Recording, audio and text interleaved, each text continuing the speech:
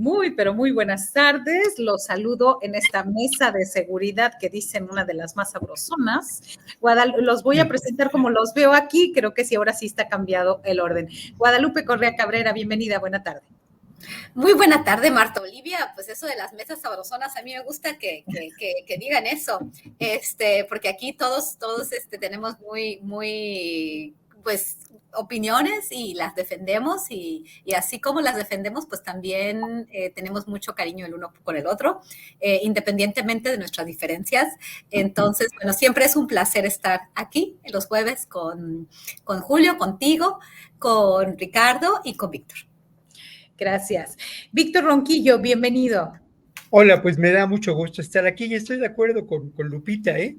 Tenemos muchas diferencias, es evidente que las tenemos, pero eso no obsta el afecto que nos tenemos los unos a los otros, ni tampoco obsta el que reconozcamos lo valioso que es el trabajo intelectual en estos momentos, ¿no? Y lo valioso que es el que exista un espacio donde con toda libertad, pues damos nuestros puntos de vista y en donde el público, pues en ocasiones también, y yo lo agradezco, celebra mucho la polémica y creo que también agradece nuestra honestidad intelectual. Bien, gracias Víctor Ronquillo. Ricardo Ravelo, bienvenido. ¿Qué tal, Marta Olivia? Buenas tardes, un placer también estar los jueves, acompañar este espacio. Un saludo especial para ti, para Guadalupe, para Víctor y para la audiencia. Gracias. Comenzamos con el tema que tiene que ver con esta discusión de la reforma al Poder Judicial, que hay muchos matices, hay muchas situaciones. ¿Cuáles? Que todavía no termina la discusión, me parece que va a ser hasta la próxima semana, pero dando un breve repaso, ¿cuáles consideran que son, ahora sí, cuál es el camino que falta? Ahorita me parece que es el de la aprobación, pero ¿cuáles serían los principales retos después de la aprobación? Y si consideran, Guadalupe, que ya es casi en automático.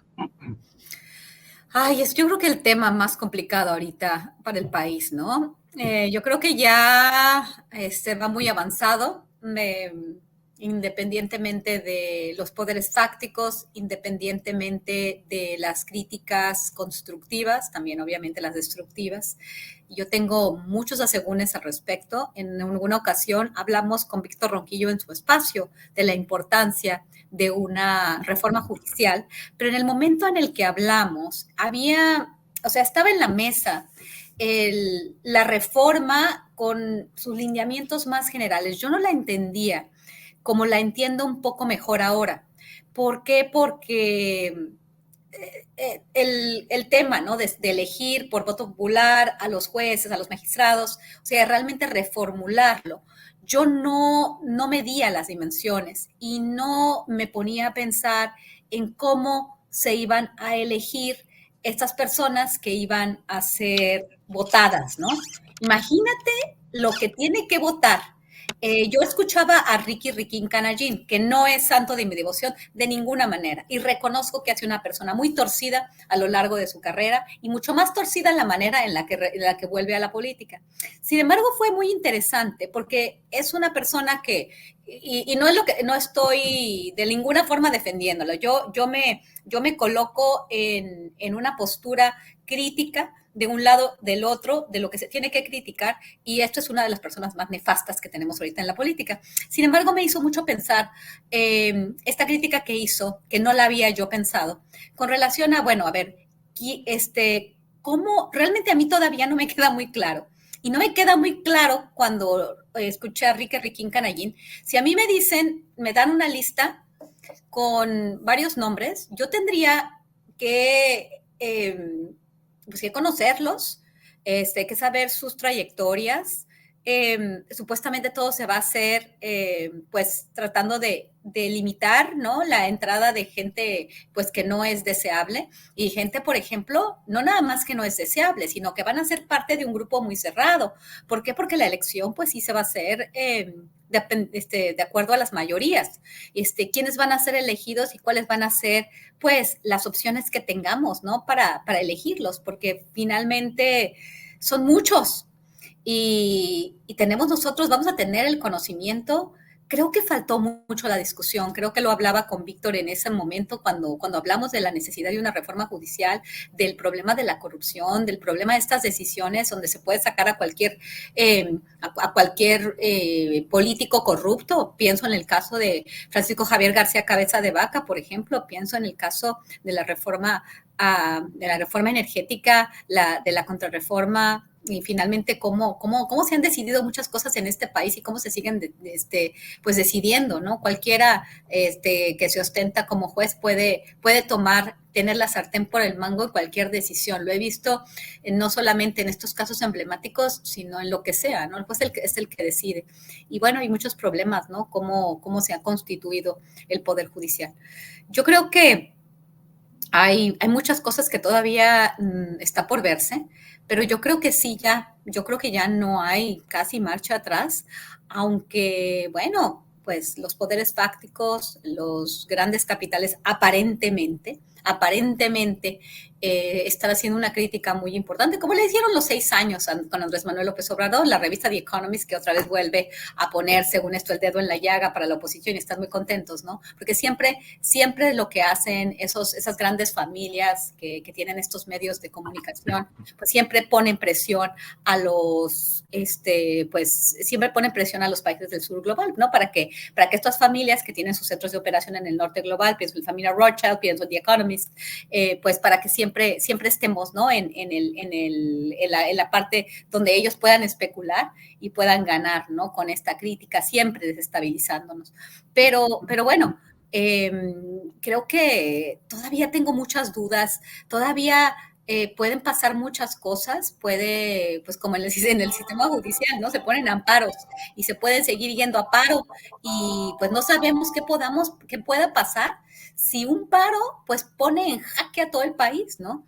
Yo creo que no es tan en automático y yo creo que sí se debió de haber discutido mucho mejor cómo se iba a hacer esta reforma. Creo que el voto popular pues sí, cuestiona muchas cosas, o sea, pone a cuestionamiento muchas cosas de nuevo, y lo platicamos en la mesa pasada, ¿no? Los jueces sin rostro ha sido un ejercicio que se planteó desde países como Italia, se ha implementado en Perú, se ha implementado en Colombia con consecuencias nefastas. Y quien lo puso sobre la mesa no fue no fue el gobierno de López Obrador, sino fue Felipe Calderón Hinojosa. Creo que el señor Dorin fue quien lo puso sobre la mesa en principio. Y bueno, o sea, como sabemos, no solo porque estés poniéndote el traje guinda vas a ser impoluto y recto, ¿no? No, porque tenemos muchos panistas, muchos priistas en la plana de Morena, ya tenemos tenemos toda la plana, ¿no? Las planas mayores de los partidos malos, tenemos al Partido Verde, tenemos mucha gente fea. Entonces, a mí me preocupa bastante cómo está avanzando esto, siendo muy sincera. Puse el ejemplo de Riquín Canallín porque me pareció interesante lo que dijo, en el sentido de, bueno, pues yo qué voy a saber quiénes van a poner ahí, quiénes van a decidir, cómo se va a decidir. Todavía me falta mucho entender la lógica, no se ha discutido. Yo he tratado de entender, no he podido leer estas cientos de páginas, ¿no? de esta propuesta, pero parece ser que tengo que elegir no sé cuántas personas, no me acuerdo ahorita el nombre en específico, ¿no? Entonces voy a poner ahí, como me caen bien los guindas, voy a poner puros guindas, o sea, que son los que son buenos, y esto se trata de un juego de buenos contra malos, cuando los malos se metieron con los buenos, o los buenos para cada quien, depende, es algo muy complejo. Yo creo que tendríamos que haber seguido discutiéndolo, y quizás vamos a tener que seguirlo discutiendo, lo queramos o no lo queramos discutir. Así es, y justo eso me lleva a pensar, Víctor Ronquillo, una buena pregunta es, una de las dudas que yo tengo y que se las pongo aquí en la mesa, ¿cómo se van a conocer a los candidatos, por ejemplo, si está prohibido hacer campaña o financiar o utilizar recursos públicos o privados? Así lo señala el dictamen que ya fue aprobado por la Cámara de Diputados, entre otros. Ahora sí que bajo ese tema, pero tu perspectiva. Bueno, yo mira, creo que lo primero, y no es una frase, sino estoy convencido de ello, hay que apostar a lo imposible, ¿no? Porque hay muchas cosas que son una realidad y que antes parecían imposibles. Los mecanismos de organización de esta acción política, que va mucho más allá de una consulta, incluso va más allá de una elección, tienen que ver con lo siguiente, que es muy importante y lo subrayo: transferir al pueblo la posibilidad de la elección de quienes pueden hacer justicia. Dicho de una manera más sintética, transferir la acción de la justicia al pueblo. Más claro, el ejercicio democrático no puede ser. Podemos poner muchas objeciones, muchas limitaciones, pero al final de cuentas, creo que tenemos que apostar por el futuro. Yo estoy convencido de ello. Lo otro, y lo he mencionado así en distintas ocasiones, en distintos espacios, estoy convencido, porque me ha tocado vivirlo, que en este país existe una muy fuerte comunidad, ¿cómo decirlo?, cantidad de personas vinculadas al estudio, a la reflexión del derecho, a la acción del derecho, de una enorme honestidad y que tienen un compromiso ético y humano muy importante, ¿no? Se trata también, y lo quiero señalar, y hay que verlo así, de rescatar al Poder Judicial de lo que ocurre en el Poder Judicial, que no voy a abundar en ello, pero es un poder capturado por poderes fácticos. ¿A quién sirven estos magistrados, esos jueces? ¿A quién sirve la Suprema Corte de Justicia si nos atenemos a sus dictámenes? Pues sin duda sirven a esos poderes fácticos. Lo otro, pues esto no ocurre en nuestro país y tampoco es algo que esté lejos de la realidad política de lo que ocurre en Estados Unidos, por ejemplo, ¿no?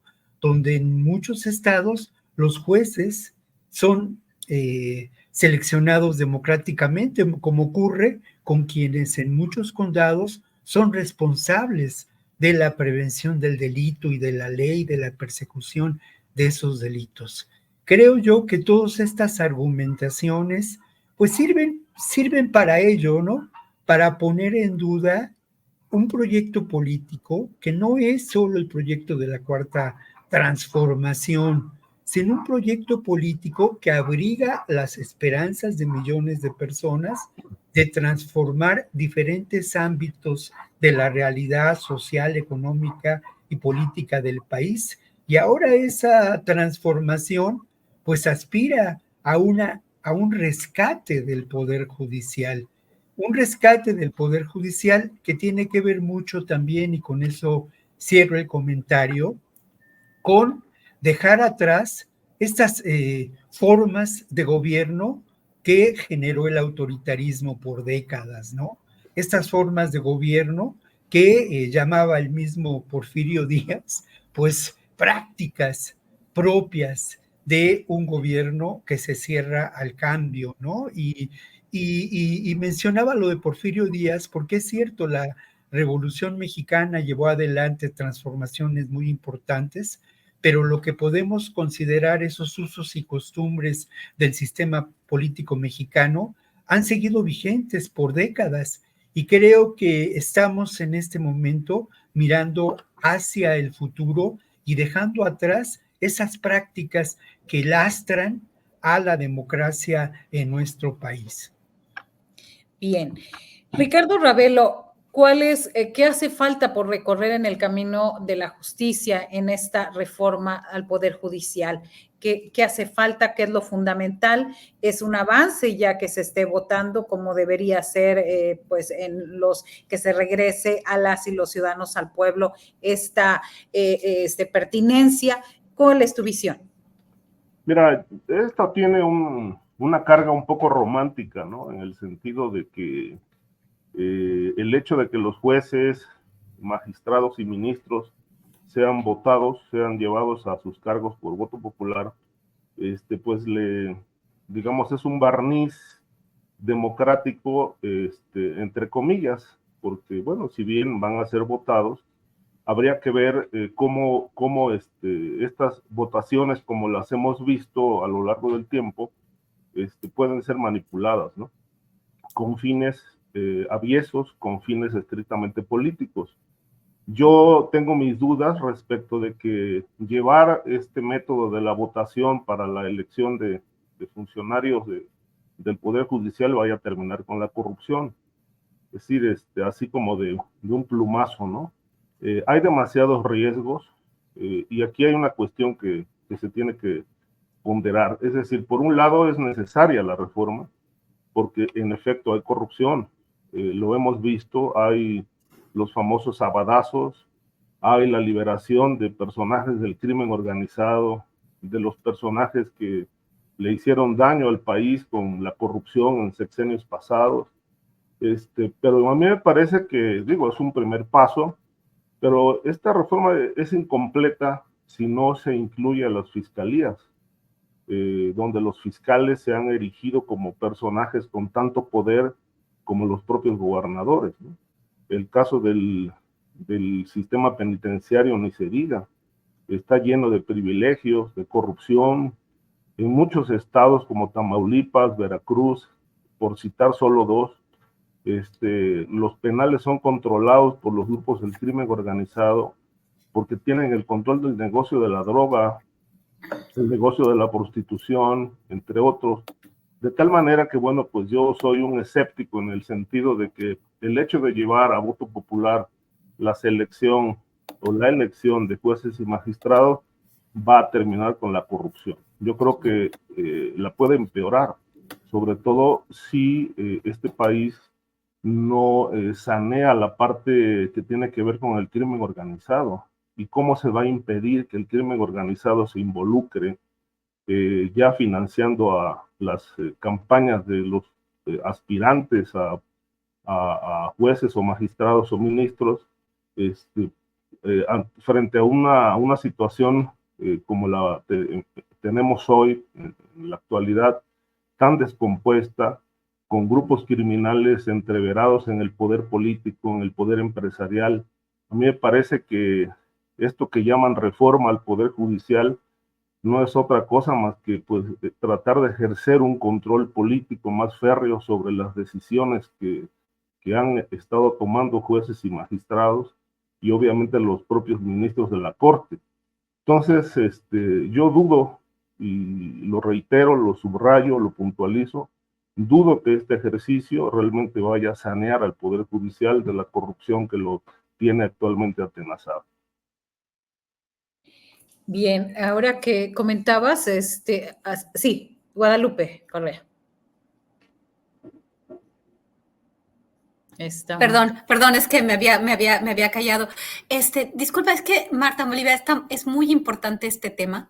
Yo quisiera hacer una puntualización, no es una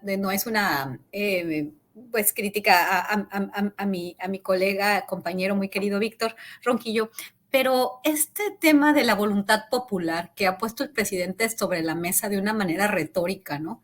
A mí me preocupa, porque la gente piensa que está decidiendo con una boleta y que como que ya, como está votando por Morena, es su decisión.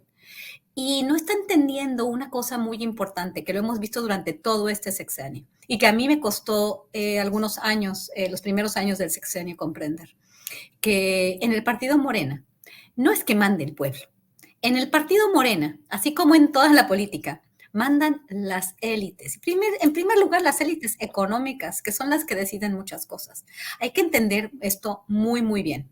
Y que a mí también me preocupa mucho, como dice Ricardo, el tema de la posible infiltración de diferentes grupos de delincuencia organizada y toda la corrupción que no se ha saneado, que sigue en este país. Y esto de la voluntad popular, que el pueblo decide, que el pueblo sabio, que el pueblo, aquí los que más se han enriquecido durante este sexenio son los que siempre se han enriquecido. Y bueno, vamos a ver qué pasa si no funciona la economía, si se sigue depreciando el peso, si hay una crisis financiera global. Vamos a ver muchas cosas. No creo que se pueda cantar victoria. Y sí, esto de que el pueblo está eligiendo, ¿a quién está eligiendo?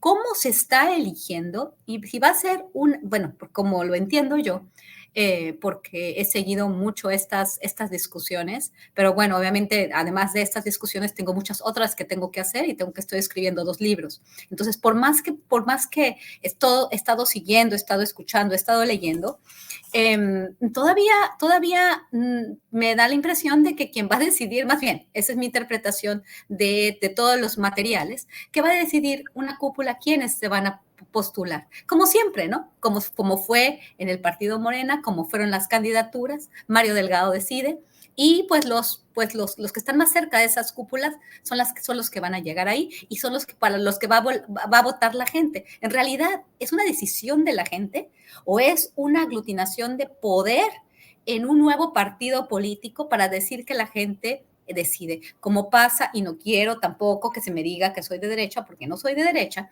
de ninguna forma, pero en Venezuela pasó mucho durante el chavismo, ¿no? Y ahora, ¿qué tenemos? Tenemos una cúpula de militares, que son los que están decidiendo qué es lo que pasa y quiénes son los dueños de la economía venezolana, los militares en Venezuela. Bien, seguía Víctor, ¿verdad? Sí, porque sí. Ahí fue. Ahora sí que ya pasó. Víctor Ronquillo, regresar es una idea ideal, es una idea romántica, y voy a hablar de esta situación. Voy a poner aquí un pequeño contexto. Anda por acá nuestro compañero y colega Jesús Lemos. Él documentó en el cartel judicial 600 casos de jueces donde privilegia el nepotismo. Un juez, por ejemplo, de lo que alcanzamos a leer, un juez que el Consejo de la Judicatura Federal lo que les dice es, a ver, ustedes declaren sus propiedades.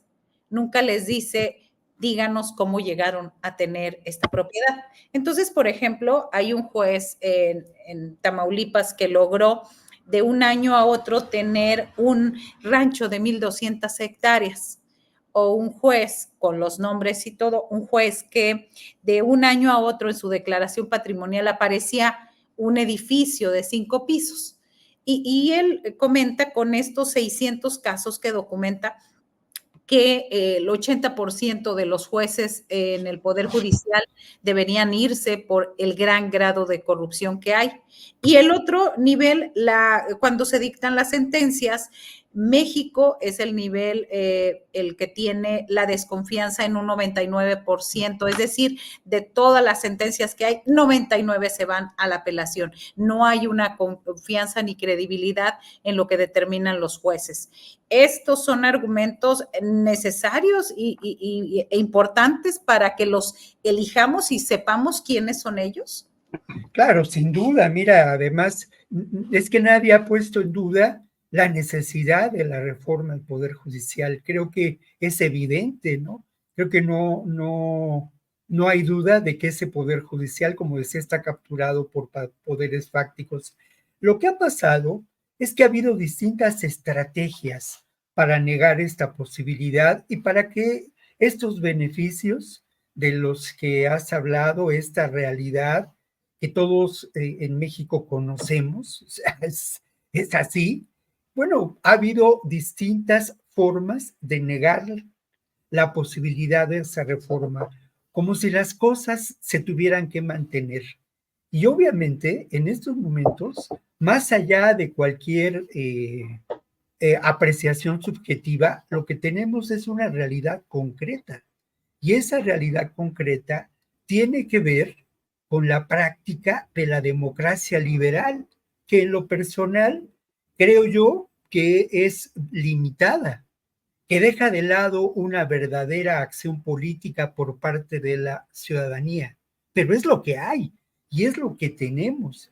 Y a eso respondieron pues el voto de 40 millones de mexicanos, convencidos de que había que llevar adelante un proyecto político con el que coinciden, un proyecto político con sus bemoles. Yo hablaba la semana pasada muy claramente, ¿no?, de que esa estructura de los partidos políticos existente, pues tiene que transformarse y tiene que haber una mayor participación y una mayor praxis política por parte de la ciudadanía.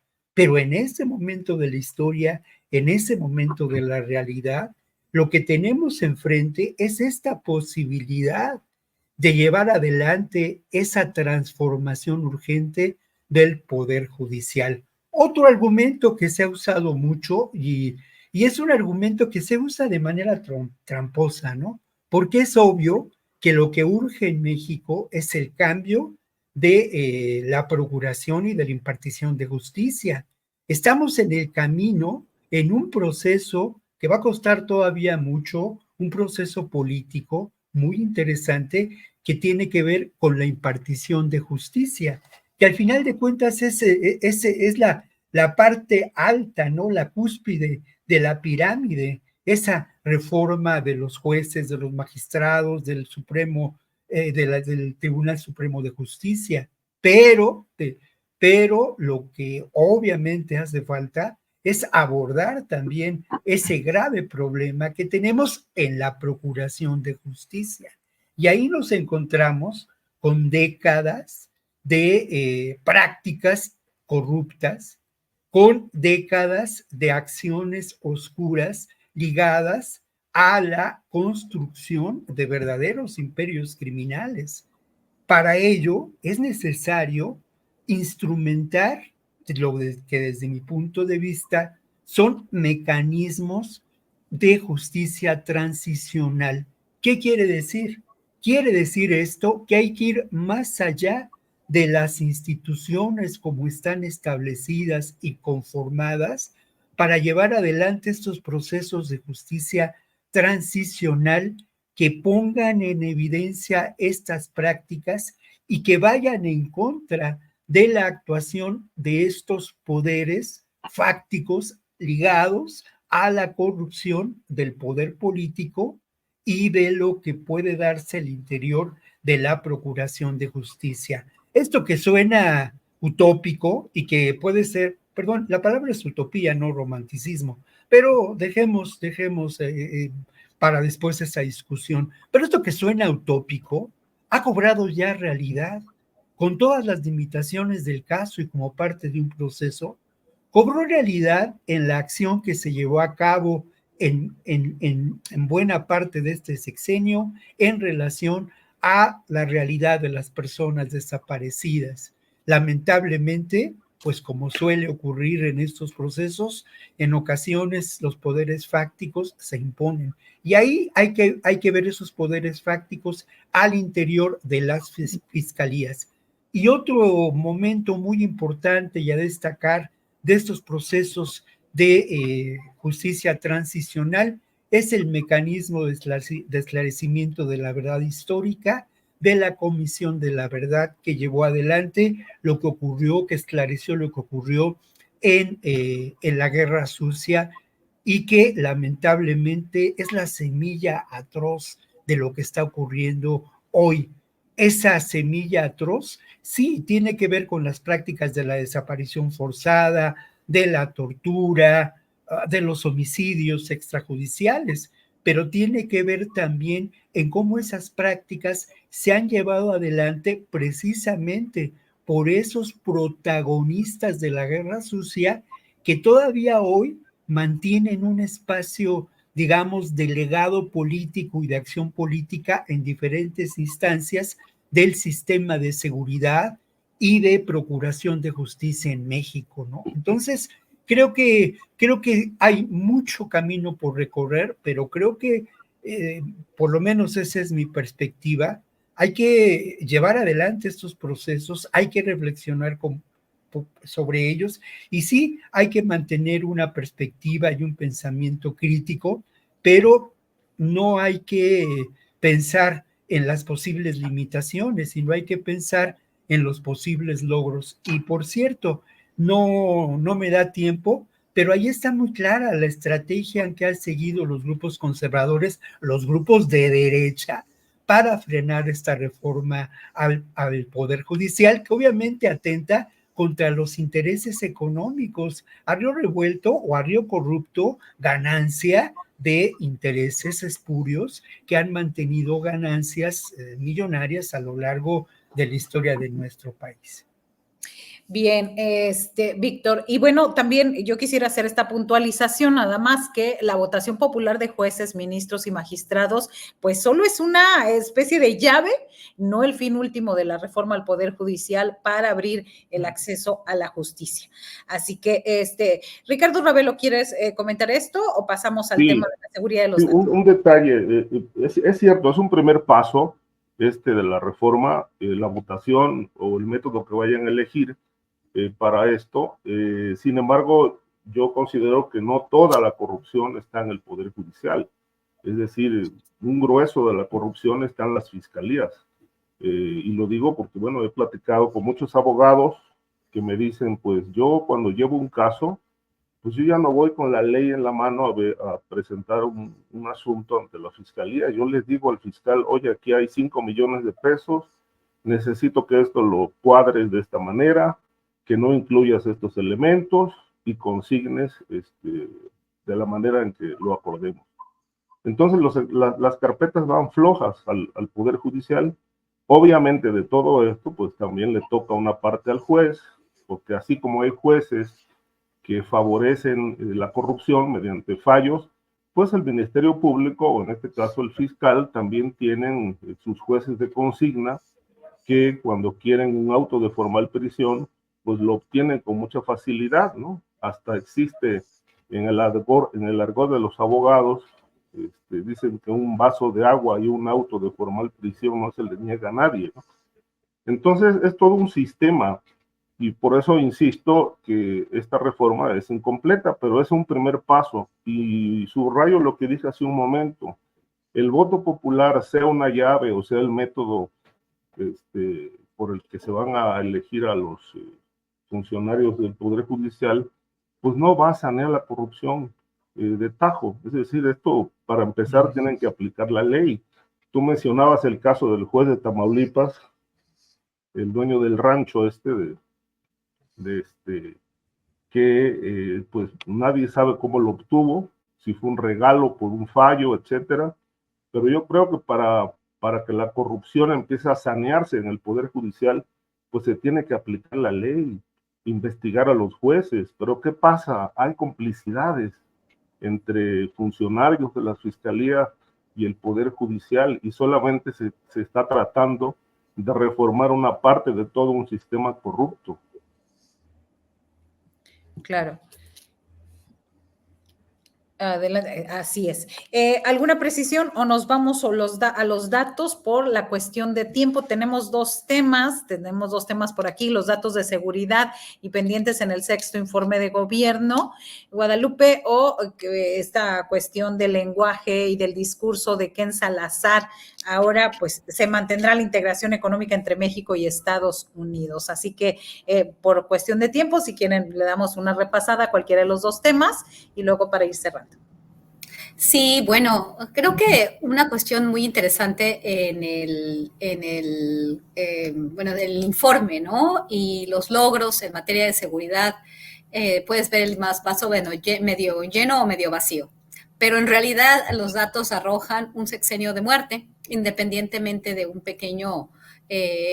pequeña reducción de los homicidios y algunos otros delitos en los últimos 3 años. También, si nosotros podemos entender qué pasa en algunas partes del país, como Guerrero, como Sonora, por ejemplo. Ahorita las cosas están muy fuertes en Sonora, en el estado de Sinaloa también, en el estado de Veracruz, en el estado de Chiapas en particular. Hay muchas cuentas pendientes. El tema institucional, la falta del combate a la corrupción y la impunidad del sistema penitenciario, las limitaciones institucionales, la limitación en las fiscalías, no solamente la Fiscalía General de la República, sino también las fiscalías de los estados. Tenemos realmente un problema muy fuerte y que, como lo hemos visto no solamente con este gobierno, pero también con los gobiernos anteriores, que bueno, al final se maquillan las cifras, se dice lo bueno, no se dice lo malo, y bueno, cada quien tiene bases de apoyo que van a estar aplaudiendo, ¿no? Definitivamente, este presidente ha sabido ganarse el corazón de muchos mexicanos en muchos sentidos y se mantiene este apoyo y ese apoyo no se puede menospreciar de ninguna manera, pero Lo que sí es cierto es que también hay personas que son más carismáticas que otras y hay muchas cosas que no se han dicho, hay muchas cosas que no se han explicado y hay muchos beneficiados de este sexenio que son los mismos que los que se beneficiaban en los sexenios anteriores, ¿no? Como los grandes poderes fácticos, las grandes empresas transnacionales, los Estados Unidos, y ahorita vamos con Ken Salazar, ¿no? Como decía la chimotrufia, como digo una cosa, digo otra, el señor Salazar es un personaje muy hábil, y bueno, así están los embajadores. La figura del embajador estadounidense en México es una figura clave. Ellos están persiguiendo obviamente los intereses de los grandes capitales, de los poderes fácticos en los Estados Unidos, y Ken Salazar ha hecho muy bien su trabajo, ¿no? Yo sí creo que una concentración de poder como lo que está ganando Morena, también pudiendo, creo que está el tema de la reforma que todos sabemos que es importantísima, que era necesaria, que el sistema judicial está en un estado tan tremendo, tan terrible. El criticar la forma en la que se está haciendo las reformas, el criticar el mecanismo, los procedimientos, no quiere decir que no se reconozca la necesidad tan importante de hacer una reforma al Poder Judicial. Lo que también es bien interesante es cómo se va cerrando, cómo se va concentrando la capacidad de una sola fuerza política. Y bueno, lo que quiere el pueblo es que se concentre, perfecto. Lo que quiso el pueblo, lo que ha querido el pueblo en otros países, en el caso del justicialismo en Argentina, en su momento, del chavismo en Venezuela, para no usar necesariamente las mismas, que los grupos conservadores, como dice el presidente. Pero bueno, por algo hay algunos balances, tampoco podríamos menospreciar algunos, o sea, cuando realmente se puede tener pesos y contrapesos. Para eso en la ciencia política existen los contrapesos, ¿no? Porque sabemos cómo funciona el poder y cómo pues el gobierno funciona de una forma elitista, ¿no? Entonces, bueno, Ken Salazar, parece ser que las grandes transnacionales, para lo que tienen que hacer ahorita, para avanzar en el nearshoring, para avanzar en la reconstitución de las cadenas de suministro bajo la nueva lógica de los múltiples polos de poder, o más bien el mundo multipolar, pues necesitarían un país que sea como México, ¿no? Concentrado, con el poder en la élite política, con todos los poderes que van hacia la misma dirección y con los militares. Vamos a ver, porque es muy pronto para hacer un diagnóstico, y bueno, más bien un diagnóstico sí, pero realmente empezar a evaluar el alcance de estas reformas y lo que va a causar en términos de soberanía, dependencia y todo lo que sigue, ¿no? Porque la capacidad que tiene el gobierno de la Cuarta Transformación en el segundo piso es como nunca. Y pues vamos a ver hacia quién se decanta, ¿no? Y parece ser que ahora el señor Ken Salazar, como dice una cosa, dice la otra, primero presiona, pero parece ser que es bueno. Para las élites yo creo que esta concentración de poder en México es bastante bueno, ¿no? Y se ve de acuerdo a los planes, a la construcción de ciertas obras, al beneficio a los grandes empresarios nacionales y transnacionales, que esto va viento en popa, ¿no? No necesariamente para el pueblo que se siente empoderado, que ha recibido recursos importantes, que es bueno esta redistribución, pero vamos a ver al final cómo se dan las cosas. Bien, también puede ser producto de que no tuvo mucho eco Ken Salazar, pero bueno, ese es otro tema. Víctor Ronquillo, ¿cuál de los dos temas quieres abordar? Y bueno, ya en el precierre. Pues ya en el precierre, mira, pues yo anotaría los datos que manejó López Obrador. Uno de ellos muy importante en términos de la reducción de la pobreza en relación al manejo de las élites, todo esto. Bueno, al final de cuentas, los hechos son los hechos. 9.5 hoy lo ratifica el Banco Internacional de Desarrollo, el BID o esta cosa, este instrumento. 9.5 millones de personas salieron de la pobreza. Y bueno, los datos en términos de la seguridad pública que manejó el presidente López Obrador, evidentemente contrastan con realidades muy concretas, ¿no? Pero voy a ello. Él habló de una reducción de delitos federales de 24.8% y una reducción de homicidios de 18%.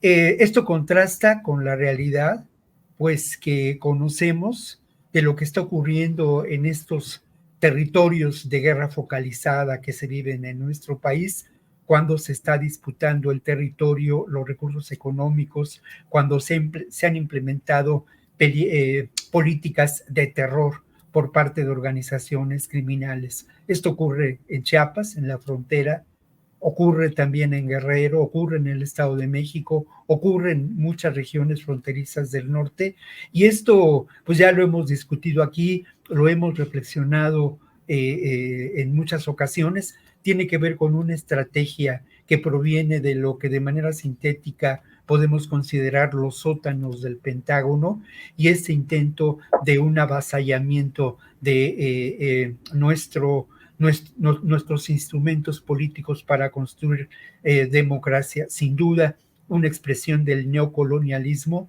que beneficia a estos grupos y en donde se instrumentan las acciones del crimen organizado y de grupos que por su armamento y su organización podemos considerar paramilitares. Entonces, sí, evidentemente contrastan estos datos con esta realidad, pero hay algo más y que también es parte de eso, de una realidad contrastante, de un proceso político, en fin, por fortuna las cosas en la realidad no se resuelven vía un guión cinematográfico o vía la ficción de un novelista. Aquí hay contradicciones, aquí hay elementos distintos que desde mi punto de vista, y soy un apasionado de ello, pues permiten una interpretación y una lectura de la realidad diversa y múltiple.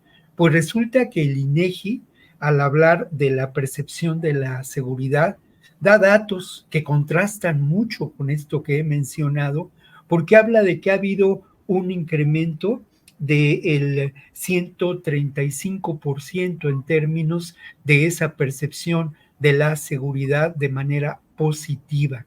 Es muy importante, ¿no? Es muy importante, pero nos deja ver cómo quizá lo que está pasando en el país, y así es la primera lectura que yo haya sobre ello, pues es diferente, ¿no? No es lo mismo cómo se vive el tema de la inseguridad en una región privilegiada como es la Benito Juárez, donde yo vivo, a cómo se vive en frontera con Malapa, ¿no? O como se vive en la frontera chica de Tamaulipas, que tú conoces bien. Entonces creo que es esto, lo que sin duda es muy importante, es que ojalá que quienes se van a encargar de la estrategia, de conformar la estrategia de seguridad que veremos en el próximo sexenio y que seguramente será una continuación de lo que hemos visto, tomen en cuenta esta realidad y tomen en cuenta algo que es muy importante y de enorme relevancia y que ya lo señalaba, ¿no? La necesidad de estos mecanismos de justicia transicional para terminar con un terrible cáncer que es esta vinculación entre el poder criminal y el poder político. Este terrible cáncer que ha dado lugar a verdaderos imperios criminales en diferentes regiones de nuestro país, por ejemplo, Tamaulipas. Todo un tema que habría que hacer un programa especial de los tres nada más para hablar de esto. Ricardo Ravel. Sí, mira, a mí me sorprendió bastante el informe, sobre todo porque pues el presidente en esta parte de la seguridad, del problema gravísimo que pues enfrentamos en el país, no desde este sexenio, sino desde muchos años atrás, pues nos pintó un país casi paradisiaco, ¿no? Es decir, todo está bien, se han disminuido los delitos, según él, pero bueno, coincido con lo que plantea Víctor, una cosa es el informe y otra cosa es la realidad. Es decir, si eso se lo preguntamos a los desplazados en Chiapas, que se han ido a Guatemala huyendo de la violencia, pues obviamente ellos opinarán diferente.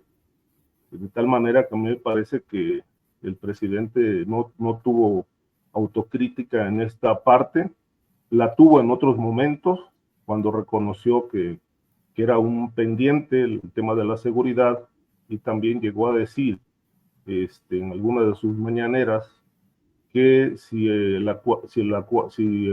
gobierno no resolvía el problema de la inseguridad y la violencia, pues no podía haber cuarta transformación. Son palabras suyas. Y yo creo que él hereda un gravísimo problema de violencia, de grupos criminales impunes, porque pues su política se ha basado en abrazos no balazos, y no en el descabezamiento de grupos criminales. Hay una Guardia Nacional que ha sido ineficaz, no obstante el número de militares que están patrullando las distintas rutas del país, pero sí nos deja esta enorme deuda, y le deja esta enorme deuda a Claudia Sheinbaum, que yo creo que si bien habrá cosas que deben continuar, como los programas sociales y el apoyo directo a la gente, pero se tiene que hacer un replanteamiento también de la política de seguridad, porque pues no todo esto ha sido exitoso. Hay muchísimas fallas, y ahí están los hechos, los datos, los muertos, los desplazados, los grupos criminales, de tal manera que yo creo que se tiene que tomar lo que sí resultó positivo en el sexenio de López Obrador y replantear lo que no funcionó, que lamentablemente pues él no lo reconoció en su informe. Así es. Bueno, pues ahí está. Un minutito para un postrecito, un minutito para cada quien. Guadalupe Correa. Sí, Marta, Olivia, yo quisiera, es un tema que a mí me interesa mucho por el conocimiento tan cercano de Roberto González Cabrera en Quintana Roo. He hablado mucho de eso, he escrito bastante de eso. Pues el día de ayer se declaró culpable su agresor en Quintana Roo, pero no se le metió a la cárcel. Y bueno, vamos a ver si se le va a asignar una pena económica para que haga frente a cómo le cambió la vida a Roberto, lo dejó cuadripléjico y cómo le afectó la vida de por vida, ¿no? Pues es bueno que después de que se hayan perdido pruebas, después de 7 años y medio de que no se había hecho justicia, de que se retrasaba y se retrasaba. La fiscalía perdió un video, el video más importante, aunque se viralizó. Muchas cuestiones muy complicadas durante estos 7 años y medio de un hombre que con una golpiza, un señor y su esposa lo dejaron cuadripléjico y que tenían abogados muy, muy poderosos. Vamos a ver qué deciden, ¿no? Yo estaba muy contenta el día de ayer cuando hablé con Roberto, pero bueno, sé que este señor todavía puede apelar y puede todavía seguir retrasando el pago de los recursos para poder de alguna forma que Roberto pues haga frente, ¿no? Como a mucha gente lo ha ayudado, pero pues no se puede mantener por sí mismo. Y gracias a todos los que han apoyado a Roberto González, y hay que seguir ejerciendo presión para que el Poder Judicial del Estado de Quintana Roo tome la mejor decisión y de alguna forma pues se le regrese algo de toda la lucha que ha tenido estos 7 años y medio. Gracias, Guadalupe. ¿Con qué cierras, Víctor Ronquillo? Bueno, mira, la verdad es que yo quisiera pensar que no dejar de lado, ¿no? Los postres dulces que he intentado a lo largo de mucho tiempo poner sobre la mesa, ¿no? Entonces, bueno, voy a hablar de un postre dulce que tiene que ver con un foro, una muestra de cine que se está llevando en la Cineteca Nacional a cabo, que se realiza del 5 al 22 de septiembre, pero este foro tiene una particularidad, se llama Talento Emergente y presenta películas de diversas partes del mundo cuya característica principal y que define mucho de su contenido es que son óperas primas o segundas películas de directores pues que tienen desde mi perspectiva ese talento emergente y que contemplan realidades y problemas sociales que no que no son vistos por lo que podíamos considerar la cinematografía tradicional. Yo recomiendo mucho 3 películas, ¿no? Night Island, que es Isla de Simulación, una película francesa que tiene como tema ni más ni menos que un ejercicio de documentalistas de ficción en la realidad de los videojuegos y que aborda qué es lo que pasa, quiénes son los jugadores y todo esto en la reconstrucción y en la realidad de un videojuego.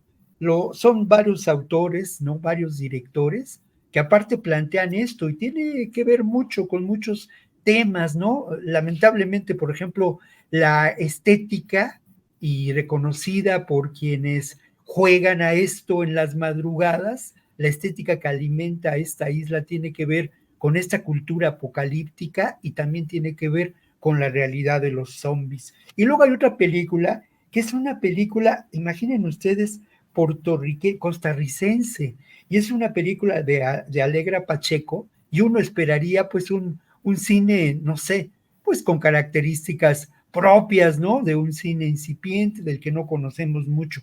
Es una gran película, se llama Salaryman, y documenta la realidad de los asalariados japoneses, los procesos de enajenación.